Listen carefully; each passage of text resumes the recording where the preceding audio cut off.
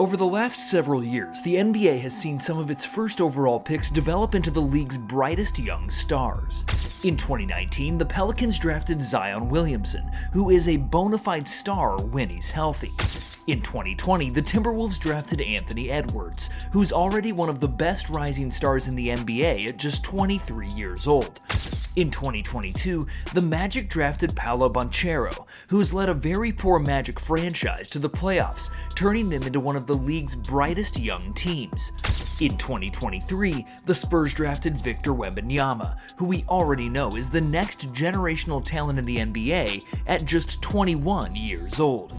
This season, Cade Cunningham has taken the next step in his career and has put the Pistons in a position to make the playoffs for the first time since 2019. This year, Cade is averaging 25 points, 9 assists, and 7 boards a game. And more importantly, he's led the Pistons to a winning record halfway through the season, and is currently the 6th seed in the East. Over the last few years, the NBA media has pushed Wemby, Ant, Zion, Ja, Tatum, Luka, and LaMelo as the young stars of the NBA. But the scary truth about Cade Cunningham is that he is absolutely in that conversation, and it's only a matter of time before he proves it in the playoffs. Cade has the potential to be one of the best young stars of the NBA. He's shown during his first few years that he is an incredibly talented player. However, he's not come close to the playoffs in his first 3 years in the league. In this video, we'll discuss how Cade has made that all-star leap in his game and compare him to a current NBA star. But first, let's quickly recap how Cade even got to this point. As a freshman in high school, Cade quickly earned a starting spot at Bowie High School. As a freshman, Cade averaged 15 points a game, but his sophomore season was cut short due to an ankle injury. Realizing his immense talent, Cade's parents decided to enroll him at the notorious basketball powerhouse Montverde Academy. Montverde has a long list of notable alum, including D'Angelo Russell, Ben Simmons, Scottie Barnes, Joel Embiid, and most recently Cooper Flagg. Montverde is a school for only the most elite young hoopers. After averaging 14 points per game in his senior year, Cade was honored by every major publication as the high school basketball player of the year, and easily earned the status of a 5-star recruit.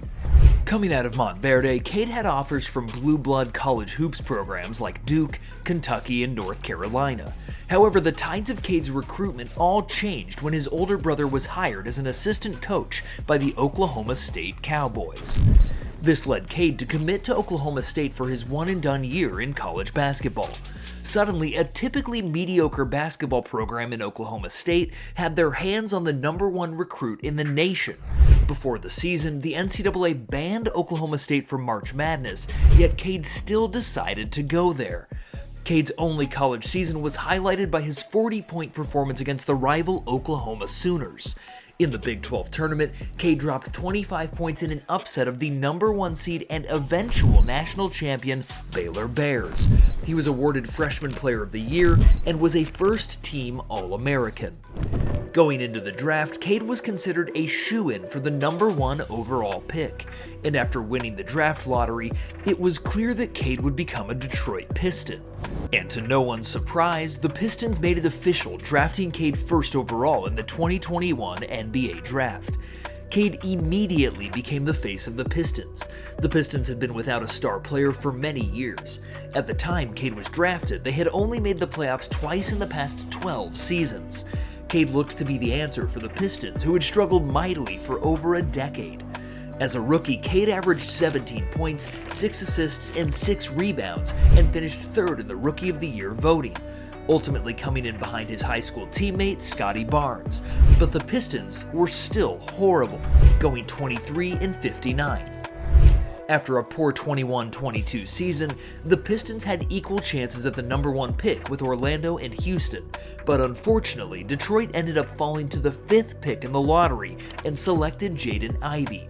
They missed out on Paolo Banchero and Chet Holmgren. In Cade's second year, the 22-23 season, they were even worse. After about 20 games, Cade suffered a stress fracture in his shin. He decided to undergo season-ending surgery. Without their star player, the Pistons really struggled. They finished 17-65, easily the worst record in the NBA. Again, they were given a 14% chance at the #1 pick and the rights to draft generational prospect Victor Wembanyama. But again on lottery day, the ping pong balls did not bounce their way. San Antonio won the first pick, while Detroit fell to the 5th pick again. The Pistons were able to add a solid player in Ausar Thompson, but missed out on a franchise-altering player in Wemby. In the 23-24 season, the Pistons managed to get worse, if that's even possible.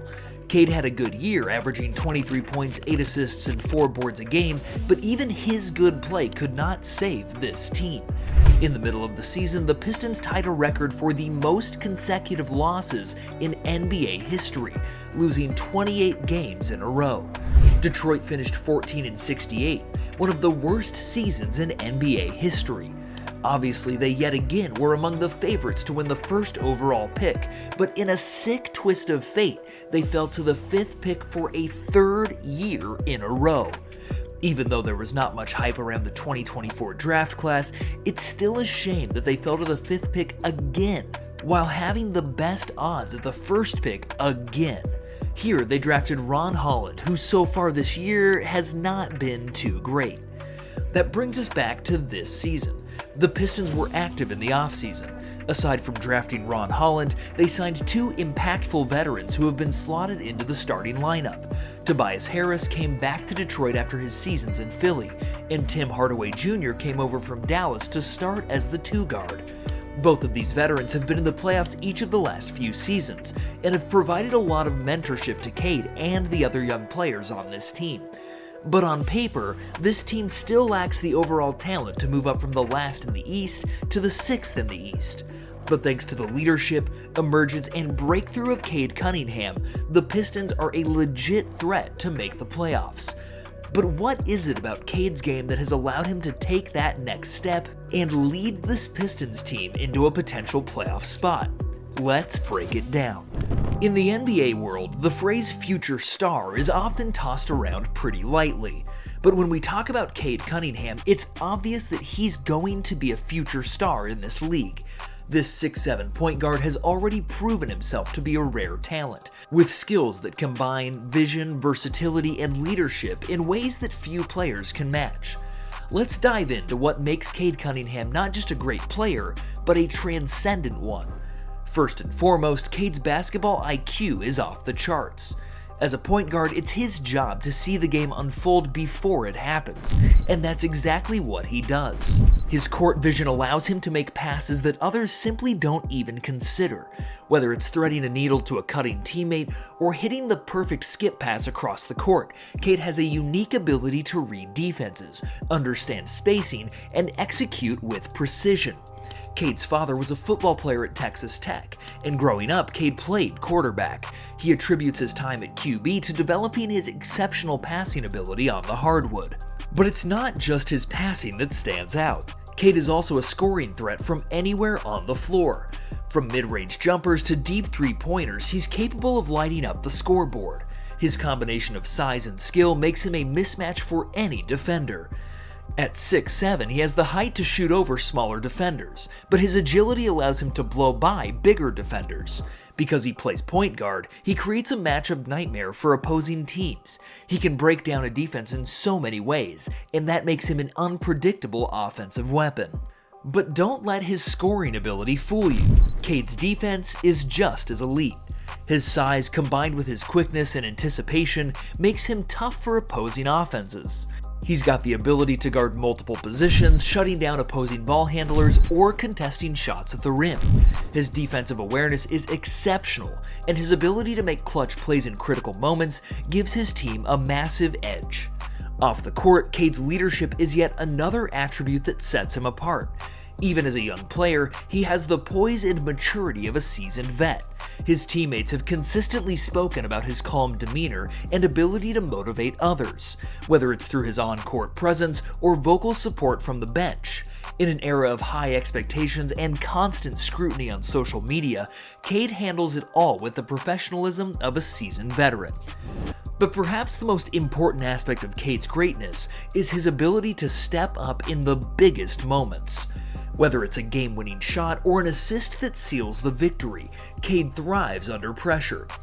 In November, Cade capped off a triple-double with a game-winning floater against the Hawks. His clutch performances already rival those of some of the league's best, and this is just the beginning. So what makes Cade Cunningham a great player? It's his all-around game, his leadership, his poise, and his ability to shine when it matters most. With a future as bright as his, it's clear that Cade is destined for greatness. The Detroit Pistons have found their cornerstone, and if the Pistons continue to put the right people around him, they have a bright future. What may be the scariest part about Cade Cunningham's game is its resemblance to the playstyle of another young superstar in the NBA, Luka Doncic.